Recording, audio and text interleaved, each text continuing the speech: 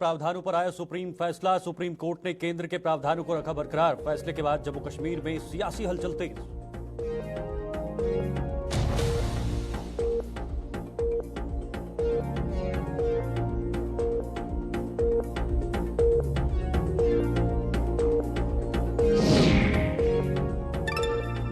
National highway authority of India पर फिर उठे सवाल। नानके चक में हादसे के लिए लोग ठहरा रहे जिम्मेदार। हादसे में एक दिन के दूल्हे सहित 2 युवकों की मौत।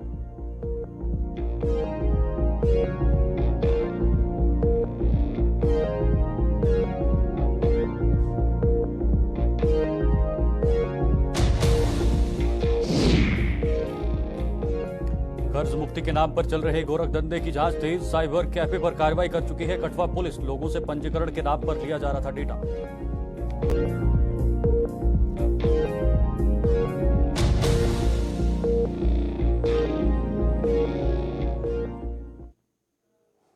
नमस्कार, गुलिस्तान न्यूज देख रहे हैं आप और जम्मू कश्मीर के इस खास बुलेटिन के साथ मैं शीतल शर्मा। शुरुआत कुछ अहम खबरों से करेंगे। जम्मू कश्मीर से संविधान के अनुच्छेद 370 के प्रावधानों को निरस्त करने के केंद्र सरकार के 2019 के फैसले को सुप्रीम कोर्ट ने बरकरार रखा है। सुप्रीम कोर्ट में आज हुई सुनवाई में यह फैसला सुनाया गया है। सुप्रीम कोर्ट के इस फैसले के बाद जम्मू कश्मीर में सियासी हलचल तेज हो गई है। अनुच्छेद 370 के समर्थकों और इसके विरोधियों के बयान भी अब सामने आने लगे हैं। तो आपको बता दें, जम्मू कश्मीर से जो संविधान के अनुच्छेद 370 के प्रावधानों को निरस्त करने के बाद जो केंद्र सरकार ने जो 2019 में यह फैसला लिया था, उस पर सुप्रीम कोर्ट को ने बरकरार रखा है, क्योंकि आज 11 दिसंबर की तारीख थी और आज ही के दिन जम्मू कश्मीर के इस खास फैसले पर जो है इस पर सुप्रीम कोर्ट ने अपना फैसला सुना दिया है। और फिलहाल सुप्रीम कोर्ट का यह साफ कहना है कि केंद्र सरकार ने जो फैसला लिया है ये संवैधानिक फैसला था और इसे बरकरार रखा जाएगा। यानी 370 जो हटने के या जो 370 वापस आने के जो सपने कुछ लोग यहां पर देख रहे थे, उनके सपनों पर पूरी तरीके से ये पानी फिरते हुए दिखाई दे रहा है। फिलहाल हमारे संवाददाता अनिल शर्मा इस वक्त जुड़ गए हैं। सीधे अनिल के पास चलते हैं, क्योंकि अब सियासी सरगर्मियां तेज हो चुकी हैं। अनिल, फैसला बरकरार, किसकी जीत किसकी हार, सीधा सवाल रहेगा। देखिए, सुप्रीम कोर्ट की बात करते हैं तो इस वक्त जो है पूरी तरह से वो मोहर लग चुकी है। पार्टी मुख्यालय की बात करते हैं तो भाजपा पार्टी मुख्यालय की तस्वीरें सब लगातार दिखा रहे हैं। अध्यक्ष यहाँ पर मौजूद है, तमाम प्रवक्ता जो है यहाँ पर मौजूद हैं और युवा नेता यहाँ पर मौजूद है और लगातार इस जीत को लेकर जो है इंतजार कर रहे थे और लगातार निगाहें यहाँ पर बनी हुई थी। और इस वक्त जो है इस फैसले को लेकर जो चेहरे पर मुस्कुराहट आप जरूर देख सकते हैं। अध्यक्ष जी इस वक्त यहाँ पर बैठे हैं और स्पोक्स पर्सन आप ये देख सकते हैं और कहीं ना कहीं इनके चेहरों पर जो है साफ जाहिर होती हुई नजर आ रही है। और लंबे समय से जो इस वक्त जो सुनवाई यहाँ पर चल रही थी, कहीं ना कहीं उस फैसले पर मोहर लगाई गई है। अध्यक्ष रविंद्र रैना से हमने खास बातचीत की है और उन्होंने साफ जाहिर किया है कि हालांकि कुछ ही देर में जो है यह इस फैसले को लेकर जो है भाजपा मुख्यालय से जो है वो चर्चा की जा सकती है, मगर हालांकि दिल्ली हाईकमान से अभी कोई भी आदेश जो है वो जारी नहीं किया गया है। हालांकि पूरी तरह से इस वर्डिक्ट को लेकर जो है अभी इस पर समीक्षा की जाएगी और उसी के बाद तय की जाएगी आगे की रणनीति जम्मू कश्मीर के भाजपा मुख्यालय से क्या रहने वाली है। हालांकि इससे पहले दिल्ली से साफ होगा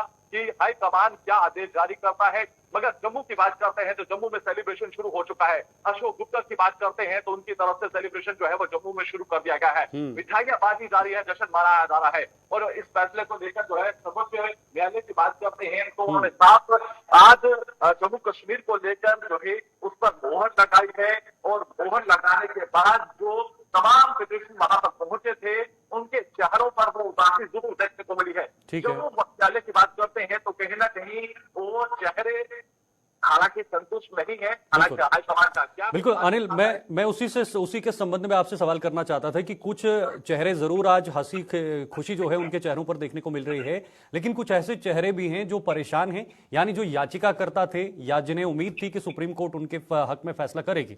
फिलहाल सुप्रीम कोर्ट ने यह फैसला साफ कर दिया है।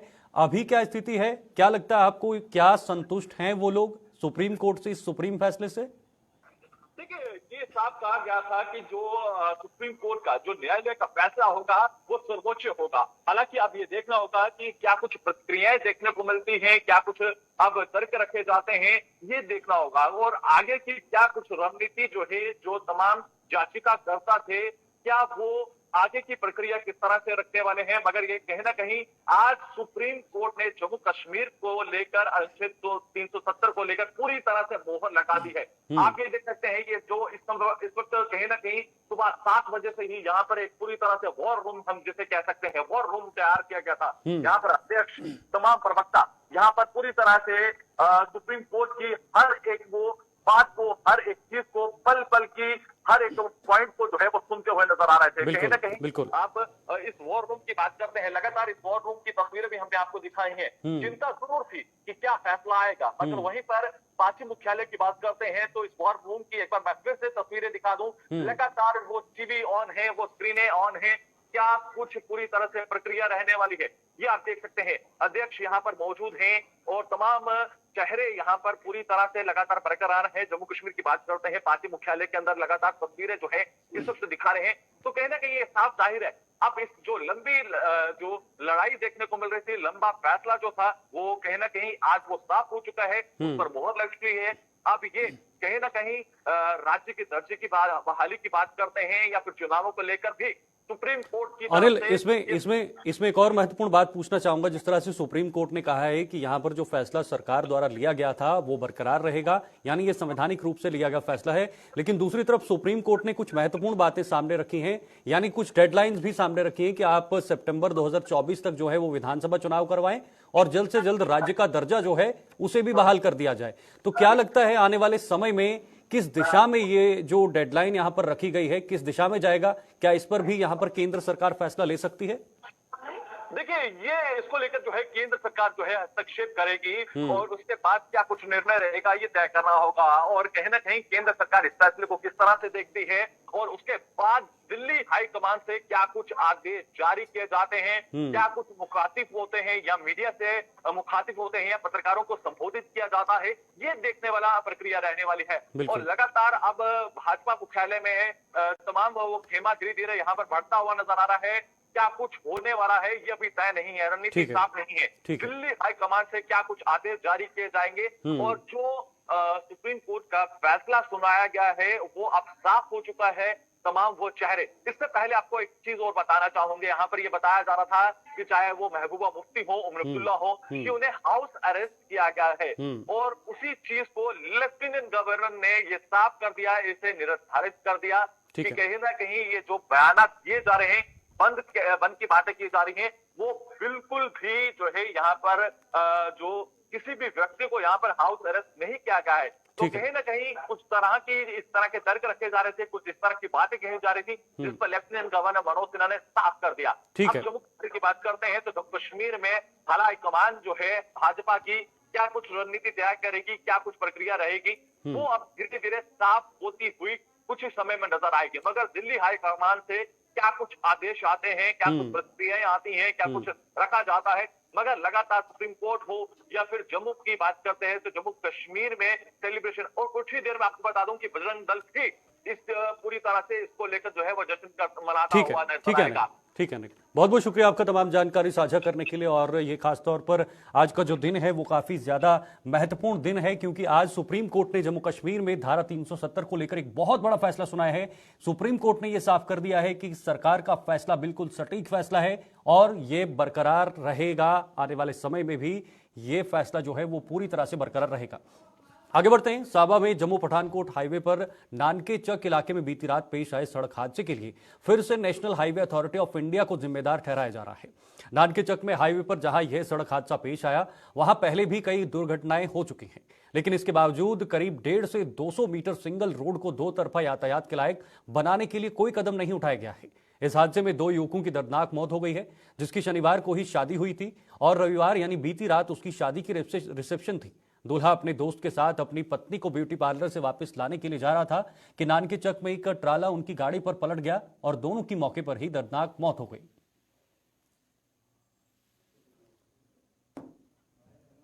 तो आपको बता दें ये काफी दुखद हादसा जो है ये सामने आया है और सांबा से, जहां पर जम्मू पठानकोट हाईवे पर नानके चक इलाके में ये रात को जो है हादसा पेश हुआ है, जिसमें कुछ लोगों की जो है वो मौत हुई है। आपको बता दें मात्र शादी का एक ही दिन अभी हुआ था और उसके बाद ही ये मृत्यु हुई है। फिलहाल हमारे साथ ऋषि खजूरिया हमारे संवाददाता जुड़ गए हैं। ऋषि, कैसे ये हादसा हुआ और क्या स्थिति है और कितने लोग इस हादसे की चपेट में आए हैं? देखिए शीतल, आपको बता दें कि बड़ा ही दुखद ये अपडेट है। जिस तरह से कल ये रात को सड़क हादसा पेश आया जम्मू पठानकोट राष्ट्रीय राजमार्ग सांबा के नानक चक इलाके में। जिस तरह से एक ट्राला जो कि बताया गया कि ऑयल टीन्स के साथ ये पूरी तरह से लोड था और इस ट्राले का जो नियंत्रण है ये अनबैलेंस हुआ और ये ट्राला जो है एक कार के ऊपर जा गिरा, जिस कार में 2 युवक सवार थे। दोनों युवकों की दर्दनाक मृत्यु जो वो मौके पर ही हो चुकी थी। और मैं आपको बताना चाहता हूं जिसमें एक युवक की बात करें तो एक दिन पहले ही उसकी शादी हुई थी और कल जो है उनकी जो रिसेप्शन पार्टी थी उसी रिसेप्शन पार्टी में वो जो दूल्हा है वो जा रहा था और अपना उसके साथ एक दोस्त था और रिसेप्शन में जाने से पहले वो अपनी दुल्हन को जो है वो लेने के लिए जा रहे थे एक ब्यूटी पार्लर में, यहाँ से उन्होंने तैयार होकर आना था। तो उससे पहले इस तरह का ये जो सड़क हादसा दर्दनाक पेश आया जिसमें खुशियां जो है वो मातम में एक पल भर में तब्दील हो गई। यहाँ परिवार वाले एंजॉय कर रहे थे कि घर में जो है वो एक बड़ा शादी का फंक्शन है, लेकिन क्या पता था कि इस फंक्शन में इस तरह से जो है वो बुरी खबर सुनने को मिल जाएगी। और ये हादसा कैसे हुआ? क्या ये गाड़ी एक जगह पर खड़ी थी जहां पर ट्राला ऊपर से आकर जो है ये घटना पेश हुई वहां पर? देखिए बिल्कुल, मैं आपको बता दूं कि अगर इस नानक तक स्ट्रेच की बात करें, 150 से 200 मीटर का एक ऐसा स्ट्रेच है जो लगातार सड़क हादसों का कारण बन रहा है। ये सिंगल स्ट्रेच है और इसको लेकर यहाँ पर जो कंसर्न अथॉरिटीज है वो काम नहीं कर रही हैं। अगर काम शुरू किया गया था तो उसे काम को आमने जामा नहीं पहनाया गया, क्योंकि आप देखेंगे कि दोनों तरफ से हाईवे जो है वो आपको डबल हाईवे दिखाई देगा, लेकिन जब आप नानक चक पहुंचते हो तो आपको सिंगल स्ट्रेच जो वो दिखाई देगा और दोनों तरफ से जब स्पीड में गाड़ी आती है तो आमने सामने टक्कर होने के चांसेस जो वो काफी ज्यादा रहते हैं। कई बार हमने देखा कि रेलवे ब्रिज के साथ भी गाड़ियां टकराकर जो है वो सड़क हादसे का शिकार हुई हैं, लेकिन इसके साथ जो अंडरपास बनाया गया उसको लेकर अभी तक उसे फंक्शनल नहीं किया गया, उसको लेकर आगे काम नहीं किया गया। इसको लेकर कंसर्न्ड अथॉरिटीज की बात करें, चाहे वो नेशनल हाईवे अथॉरिटी हो या फिर रेलवे अथॉरिटीज हो, उनको लेकर ये सवालिया निशान लगातार लगाया कि आखिर कब इस काम को पूरा किया जाएगा, कब यहाँ पर जो सड़क हादसों का ग्राफ है वो कम होगा, लेकिन अभी तक कोई भी यहाँ पर संज्ञान नहीं लिया गया। और खासतौर पर मैं आपको बताना चाहता हूं कि ऐसा लग रहा है कि मिसकम्युनिकेशन जो है वो दोनों अथॉरिटीज के बीच में है, लेकिन इसमें मुझे लग रहा है कि जिला प्रशासन सांबा को एक बड़े लेवल पर इंटरवेन करने की जरूरत है और इस मसले का हल करने की जरूरत है। इससे पहले भी अगर बात करें तो यहाँ के इलाके के आसपास के जो लोग हैं, ये नानक चक का इलाका है, बडेरी इलाका, सपुआल इलाका, तमाम यहाँ के लोग हैं जो यहाँ पर आए दिन सड़क हादसे का शिकार होते हैं। तो मुझे लग रहा है कि जिस तरह से 2 युवाओं की जिंदगी गई है, एक बताया गया कि नानक चक का बडेरी इलाका वहां का रहने वाला है और एक सपुआल का लंगत इलाका यहाँ का रहने वाला, तो ये मातम में जो खुशियां हैं वो तब्दील हो गई। और उसके बाद जिस तरह से 2 घरों के चिराग बुझे हैं, तो इससे पहले भी कई हादसे यहाँ पर हुए, कई लोगों की जाने गई है, लेकिन अभी तक इस सिंगल स्ट्रेच का कोई भी हल जो वो नहीं हो पा रहा है। मुझे लग रहा है कि लोगों में इस समय काफी ज्यादा रोष देखा जा रहा है। लोग लगातार अथॉरिटी से गुहार लगा रहे हैं कि आखिर कब संज्ञान लिया जाएगा। तभी लिया जाएगा जब और ज्यादा यहाँ पर जो सड़क हादसों का ग्राफ है वो बढ़ेगा। मुझे लग रहा है कि ये कहीं ना कहीं लापरवाही बहुत बड़ी सामने आ रही है। बिल्कुल, बहुत बड़ी लापरवाही है और इस पर संज्ञान न लेने के बजाय जो है इस पर लापरवाही की जा रही है। बहुत बहुत शुक्रिया आपका ऋषि, तमाम जानकारी साझा करने के लिए। ये सांबा से आपको खबर बता रहे थे जहां पर एक गाड़ी जो है वो हादसे का शिकार हो गई। ये बताया जा रहा था कि मात्र शादी का एक दिन इस व्यक्ति को हुआ था, ये दूल्हा था और अपनी पत्नी को लेने के लिए जा रहा था, लेकिन बीच सड़क पर जो है वो हादसे का शिकार हो गई जिसमें मौत भी हो गई है।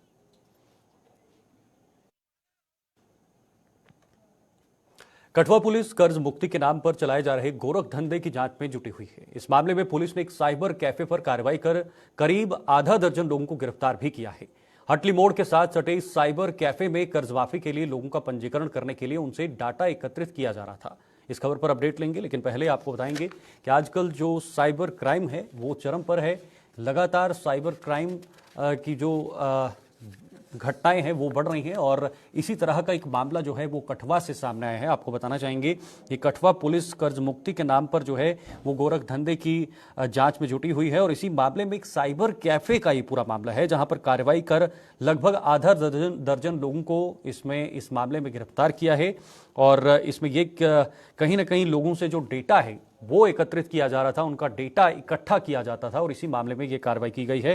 पूरी जानकारी लेंगे। हमारे साथ रंजीव इस वक्त हमारे संवाददाता कठुआ से जुड़ गए हैं। रंजीव, जरा समझाइए किस तरह की ये कार्रवाई है और कैसे ये साइबर कैफे जो है वो लोगों से डेटा को एकत्रित कर किस तरह से इसको अंजाम देने की फिराक में थे। शीतल, यहाँ पर ये जो एक रैकेट था जो डाटा एकत्रित करता था, उसका भंडाफोड़ किया है कठुआ पुलिस ने और जिला प्रशासन ने।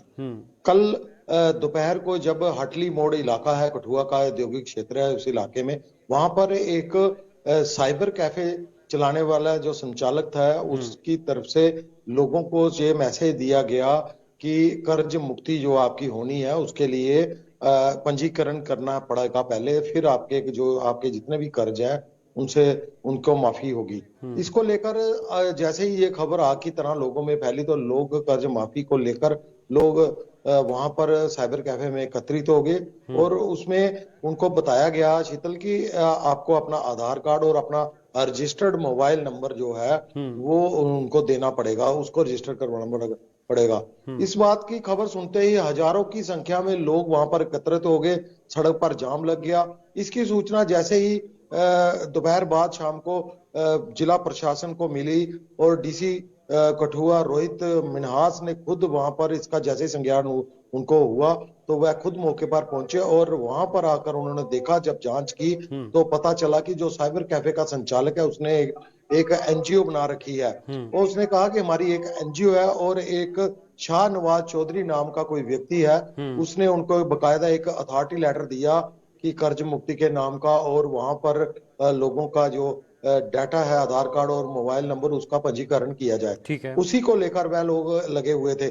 लेकिन डीसी कठुआ ने जब देखा और इसको सरकार की सभी योजनाओं के साथ जोड़कर देखा, इसका जांच पड़ताल वहां पर मौके पर ही की, तो पता चला कि ऐसी कोई भी स्कीम सरकार की तरफ से कर्ज ठीक है मुक्ति की रंजीव, अभी नहीं किस शुरू तरह की की गई है। कार्रवाई जो है वो प्रशासन और पुलिस द्वारा की जा रही है? अभी पुलिस की तरफ से कल शाम को जो संचालक थे, जहां उसके साथी थे, 6 लोग थे जिनको हिरासत में डीसी कठुआ के निर्देश पर कठुआ पुलिस ने हिरासत में लिया था। उसके बाद उन पर क्या कार्रवाई बनती है, इसको लेकर डीसी कठुआ ने पुलिस को साफ निर्देश दिए कि इन पर पहले मामला दर्ज कर आगे की कार्रवाई की जाए। लेकिन कठुआ पुलिस ने अभी तक मामला जो था देर शाम रात तक, सुबह तक भी नहीं दर्ज किया था, लेकिन जांच में जुटी हुई है। शायद कठुआ पुलिस उस जो शाहनवाज चौधरी नाम का इंसान है उसको भी हिरासत में लेना चाहती है कि जब वो हिरासत में आएगा तो उसने किस तरह से अथॉरिटी लेटर दिया है, ये सारा मामला उसके बाद ही जो है इसकी गुत्थी पूरी खुल जाएगी। तो जो हिरासत में लिए गए हैं, पुलिस का कहना है क्या उनमें से अगर मामला दर्ज हो गया या कोई उनमें से कोई जो जिसका कोई दोष नहीं होगा वो भी इसमें इस मामले में पिसा जाएगा, तो ऐसी बात नहीं। इसलिए पुलिस जो है इस मामले में पूरे कदम फूंक फूंक कर रख रही है और मामले की पूरी जड़ तक जाकर पूरी जांच तय की जा रही है। बिल्कुल, और ये जरूरी भी है क्योंकि हो सकता है एक बहुत बड़ा गिरोह भी होगा और जितने भी लोग इसमें होंगे, चाहे वो शामिल होंगे या नहीं, उनका सही फैसला जो है वो निकलकर सामने आएगा। बहुत बहुत शुक्रिया आपका रंजीव तमाम जानकारी के लिए। ये साइबर कैफे जो है ये कहीं ना कहीं लोगों को एक योजना की आड़ में जो है उनसे डेटा इकट्ठा करने की कोशिश की जा रही थी। फिलहाल इसका भंडाफोड़ कर दिया है, कुछ लोगों को पुलिस ने गिरफ्तार भी कर लिया है और आगे की कार्रवाई भी शुरू कर दी है। पुंछ में भारत पाकिस्तान नियंत्रण रेखा पर स्थित गांव झलास में संदिग्ध परिस्थितियों में एक मकान में आग लग गई। देखते देखते आग ने पूरे मकान को अपनी चपेट में ले लिया। इसकी सूचना मिलने पर दमकल की टीम मौके पर पहुंची और स्थानीय लोगों के साथ मिलकर कड़ी मशक्कत के बाद आग पर काबू पाया, लेकिन आग में जलकर 2 पशुओं की मौत हो गई। पीड़ित परिवार ने सरकार से मदद की गुहार लगाई है।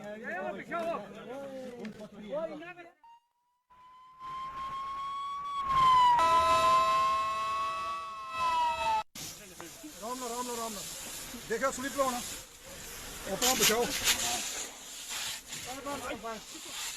मोहम्मद जावेद अहमद जी है, इनका मकान को आग लग गई तो जो मकान है पूरी तरह से जल चुका है। इसमें एक भैंस थी और एक भैंसा था, छोटा भैंसा था, वो पूरी तरह से ख़त्म हो चुका है। भैंस को वो जल चुकी है, काफ़ी नुकसान हुआ, तकरीबन 75% लगता है कि वो जल चुकी है। तो मैं चाहता हूँ कि इस गरीब आदमी की सहायता की जाए, तो इसके फ़ौरन रेड क्रॉस से इसको रिलीफ दी जाए, नंबर 1। नंबर 2, इसका जो क्लेम है मकान का, इसका बेड बिस्तर खाना पीना सब राशन ख़त्म हो चुका है। इधर ये मकान था, इसको आग लगी 9 बजे, बहुत नुकसान अंदर का हो गया। बंदे साहब बच चुके हैं, 5 बच्चे हैं, हमारी 2 बीवी है। हाँ, बाकी बंधन बच के जानी, कोई नुकसान नहीं हुआ। माल अंदर जल गया है और सामान जो है सब जल चुका है। पुराना मकान था, इसमें सब मकान सब कुछ इधर रखा हुआ था। कोई मकान सामान हमारे पास जैसा ज्यादा इधर ही था। मैं दूसरा मकान बनाएंगे खड़ेंगे, वो सब कुछ जल चुका है इधर ही।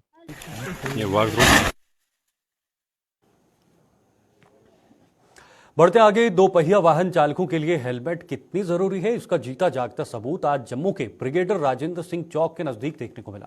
यहां एक स्कूटी सवार हादसे का शिकार हो गया, लेकिन गनीमत यह रही कि हेलमेट पहने होने की वजह से उसकी जान बाल बाल बच गई। स्कूटी सवार को मामूली चोट आई और अगर उसने हेलमेट न पहनी होती तो इसका खामियाजा उसे भुगतना पड़ सकता था। बताया जा रहा है कि संतुलन बिगड़ने की वजह से स्कूटी सवार गिर गया और ड्यूटी पर तैनात ट्रैफिक पुलिसकर्मी और वहां से गुजर रहे लोगों ने उसकी मदद के लिए हाथ आगे बढ़ाया।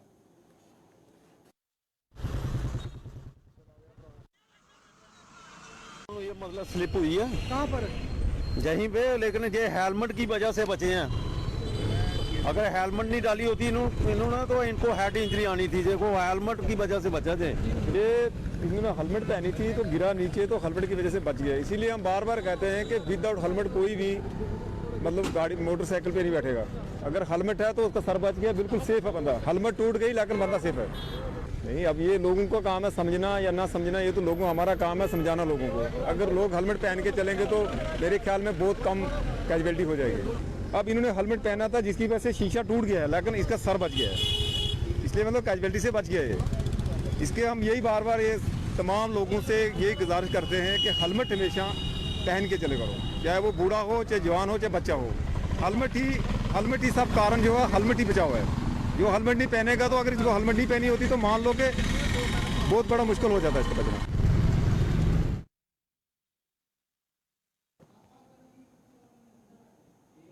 पीओजे के रिफ्यूजियों को जम्मू कश्मीर में एक विधानसभा सीट देने का जम्मू कश्मीर शरणार्थी एक्शन कमेटी ने कड़ा विरोध किया है।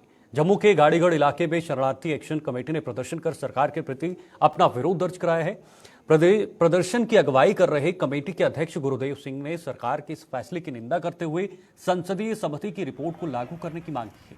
गुरुदेव सिंह के मुताबिक जम्मू संभाग में पीओजे के रिफ्यूजियों की जनसंख्या करीब 12 लाख है और उन्हें मात्र एक सीट देकर उनके साथ अन्याय किया गया है। जो पार्लियामेंट कमेटी की रिपोर्ट है वो सरकार लागू करे और हमें पूरी बहुत अफसोस है कि हमारी 8 सीटें जो है असेंबली की वो कॉन्स्टिट्यूशनल सीट्स हैं और सरकार ने एक ही सीट हमें दी है।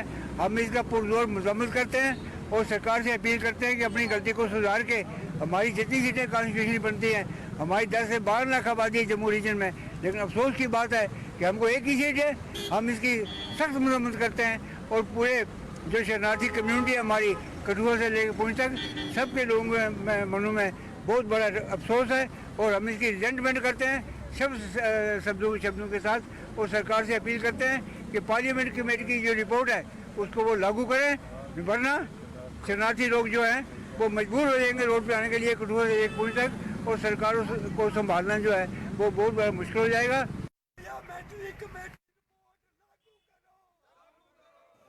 तो जम्मू के पानामा चौक इलाके में सड़क के किनारे रेहड़ी लगाने वालों के खिलाफ प्रशासन ने कार्रवाई करते हुए आज उन्हें वहां हटा दिया है। वहीं रेहड़ी लगाने वालों ने प्रशासन की इस कार्रवाई का विरोध किया है। इन लोगों के मुताबिक वो कश्मीर घाटी से रोजी रोटी की तलाश में जम्मू आए हैं और यहां पर रेहड़ी लगाकर अपनी रोजगार कमा रहे हैं, लेकिन प्रशासन उन्हें ऐसा नहीं करने दे रहा है।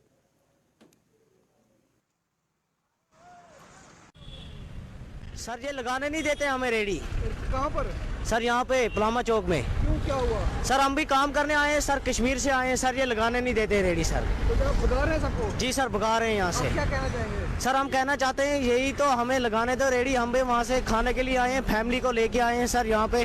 सर ये लगाने नहीं देते, जब भी आते हैं सर ये यहाँ से निकाल देते हैं। तो फिर कहाँ जाते हो? सर हम भाग जाते हैं ऐसे ही, दिन में गलियों में पीछे पीछे ये पड़े रहते हैं, फिर शाम को वापस चले जाते हैं सर। तो नुकसान भी होता है? सर हमारा नुकसान हो जाता है सर, हमारे पीस गिर जाते हैं सर, पीछे से मारते हैं ये सर। हाँ सर हम यही अपील करना चाहते हैं सर गवर्नमेंट को, सर हमें यहाँ पे रेहड़ी लगाने दें तो हम भी अपना रोजगार चलाएंगे सर। इस खास बुलेटिन में फिलहाल के लिए इतना ही, दीजिए इजाजत, नमस्कार।